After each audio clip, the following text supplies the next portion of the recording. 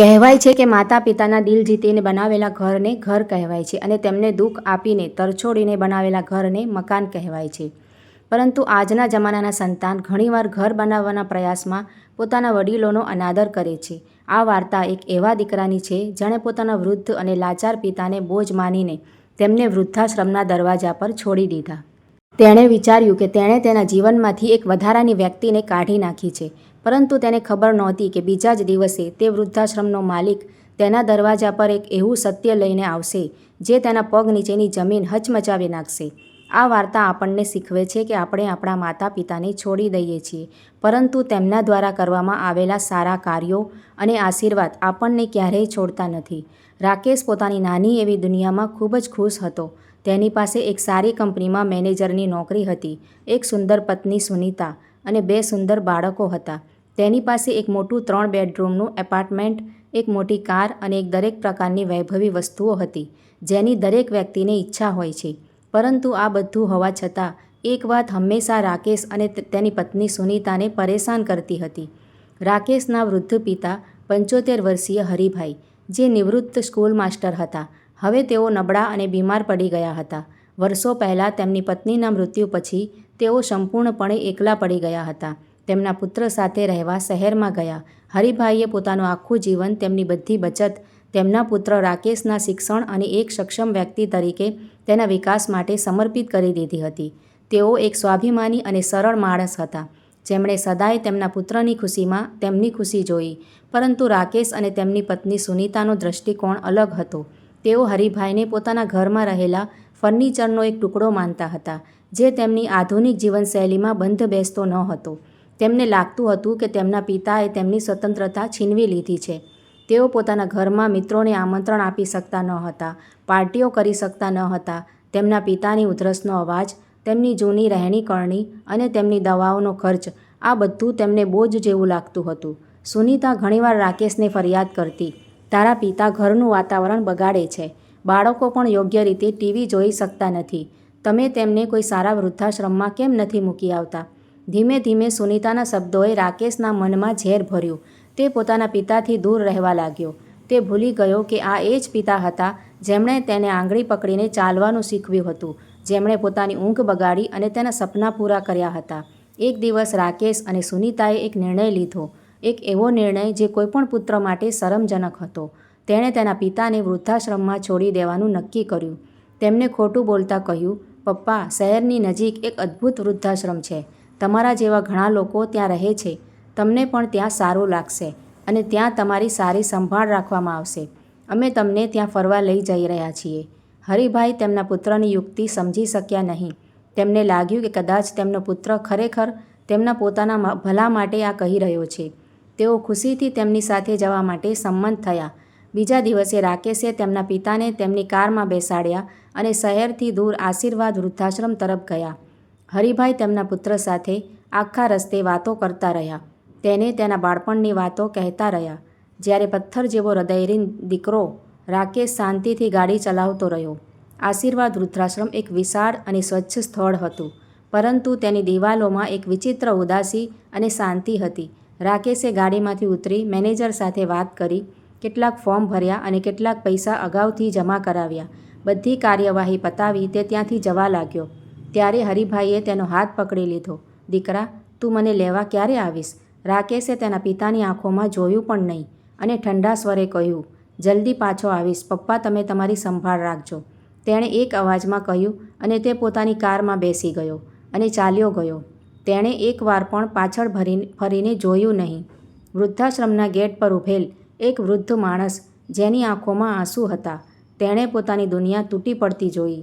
ઘરે પાછા ફરતા રાકેશ અને સુનીતાએ રાહતનો શ્વાસ લીધો. તેમને લાગ્યું કે જાણે તેમના માથા પરથી એક મોટો બોજ ઉતરી ગયો હોય. તેમણે તે રાત્રે પાર્ટી કરવાનું નક્કી કર્યું. તેમણે તેમના મિત્રોને આમંત્રણ આપ્યું અને સંગીત અને ઘોંઘાટ સાથે મોડી રાત સુધી પોતાના ઘરમાં જલસો કર્યો. તે દરમિયાન હરિભાઈને વૃદ્ધાશ્રમના એક રૂમમાં પહોંચાડવામાં આવ્યા. હરિભાઈ આખી રાત સૂઈ શક્યા નહીં. તેમના પુત્રનો ચહેરો અને તેના છેલ્લા શબ્દો તેમની આંખો સામે તરવરી રહ્યા હતા. તેમને સમજાઈ ગયું હતું કે તેમને અહીં ફરવા માટે નહીં, પરંતુ કાયમ માટે છોડી દેવા માટે લાવવામાં આવ્યા છે. બીજા દિવસે સવારે વૃદ્ધાશ્રમના માલિક શ્રી આનંદકુમાર તેમના રોજિંદા નિત્યક્રમ મુજબ વૃદ્ધાશ્રમના નવા સભ્યને મળવા આવ્યા. આનંદકુમાર ખૂબ જ શાંત અને સંયમિત વ્યક્તિ હતા. તેમણે આ વૃદ્ધાશ્રમ તેમના માતા પિતાની યાદમાં બનાવ્યો હતો અને તેઓ તેને વ્યવસાય તરીકે નહીં પરંતુ સેવા તરીકે ચલાવતા હતા. તેઓ હરિભાઈના રૂમમાં આવ્યા. તેમણે હરિભાઈના ચહેરા પરની ઉદાસી અને આંખોમાં રહેલી પીડા વાંચી. તેમણે પ્રેમથી તેમના ખભા પર હાથ મૂક્યો. બાપુજી, હું આનંદ છું, આ આશ્રમનો માલિક. ચિંતા કરશો નહીં, આ પણ તમારું પોતાનું જ ઘર છે. તેમણે હરિભાઈને તેમના પરિવાર વિશે પૂછ્યું.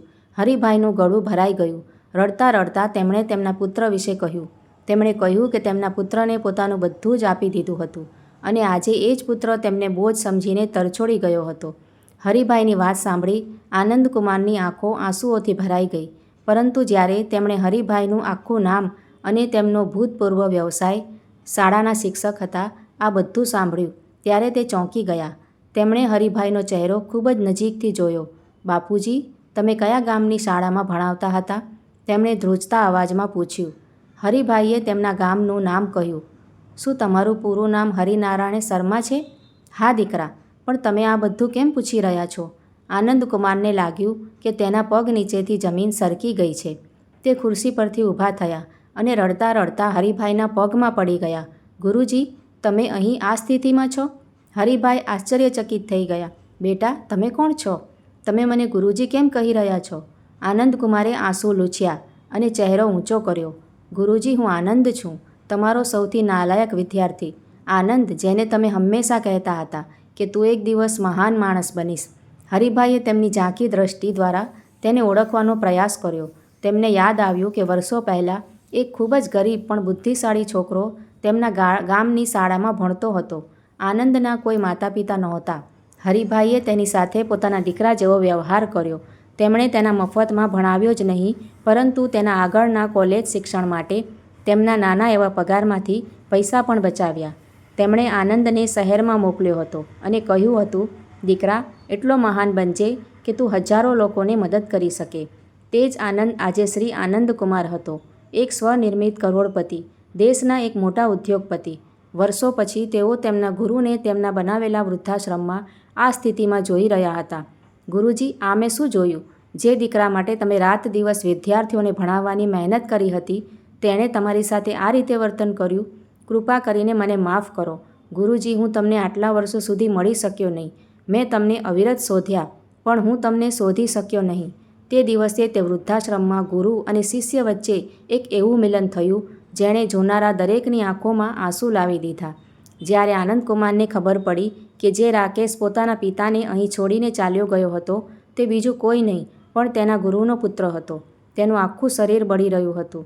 તેણે નક્કી કર્યું તે બીજા દિવસે સવારે હરિભાઈના ઘરે ગયા. રાકેશ ઘરે આરામથી સૂઈ રહ્યો હતો. સુનીતા તેના માટે ચા બનાવી રહી હતી. બંને બાળકો શાળાએ ગયા હતા. એટલામાં જ ડોરબેલ વાગી. રાકેશે દરવાજો ખોલ્યો. એક પ્રભાવશાળી માણસ તેની સામે ઊભો હતો.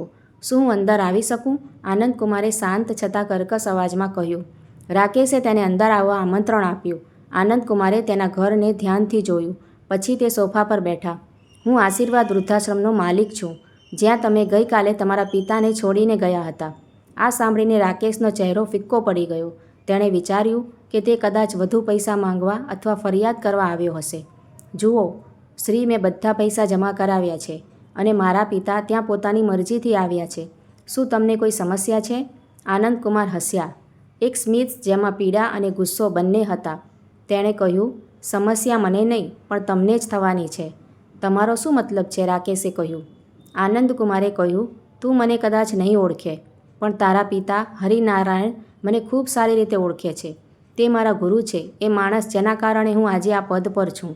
પછી આનંદકુમારે તેને આખી વાત કહી, સંભળાવી. કેવી રીતે હરિભાઈએ એક અનાથ બાળકને મદદ કરી હતી અને તેને શિક્ષણ આપ્યું, જેનાથી તે એક સક્ષમ વ્યક્તિ બન્યો.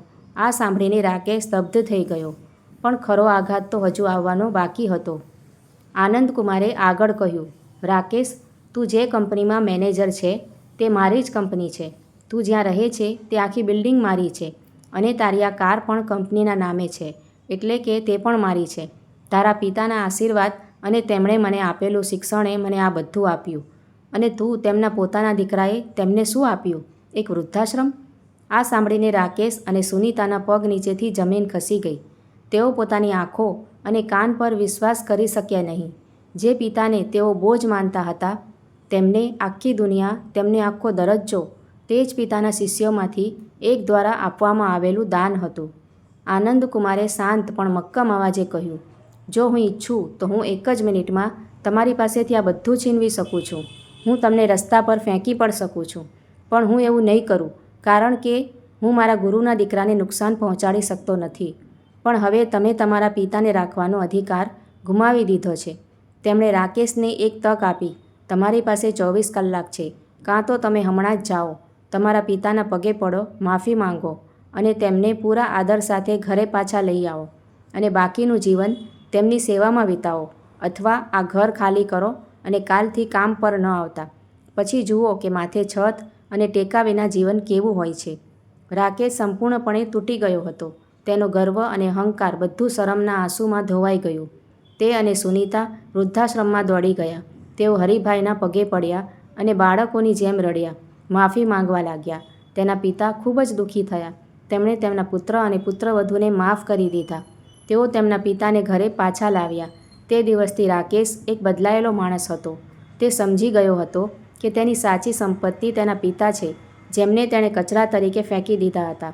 તે અને સુનીતા હવે દિવસ રાત તેમના પિતાની સેવામાં સમર્પિત થઈ ગયા. આનંદકુમાર ઘણીવાર તેમના ગુરુને તેમના ઘરે મળવા આવતા. તેઓ હવે ગુરુ નહોતા, પરંતુ એક મોટા દીકરા જેવા હતા, જેમણે તેના નાના ભાઈને સૌથી મોટી ભૂલનો અહેસાસ કરાવ્યો હતો. તો મિત્રો, આ વાર્તા આપણને એક ખૂબ જ સુંદર સંદેશ શીખવે છે. ક્યારેય તમારા માતા પિતાને બોજ ન માનો. તેઓ આપણા જીવનના આધાર સ્તંભ છે, જેના પર આપણી સફળતાનો ગઢ ટકે છે. જો આ પાયો નબળો પડશે તો એક દિવસ આ ઇમારત તૂટી પડશે.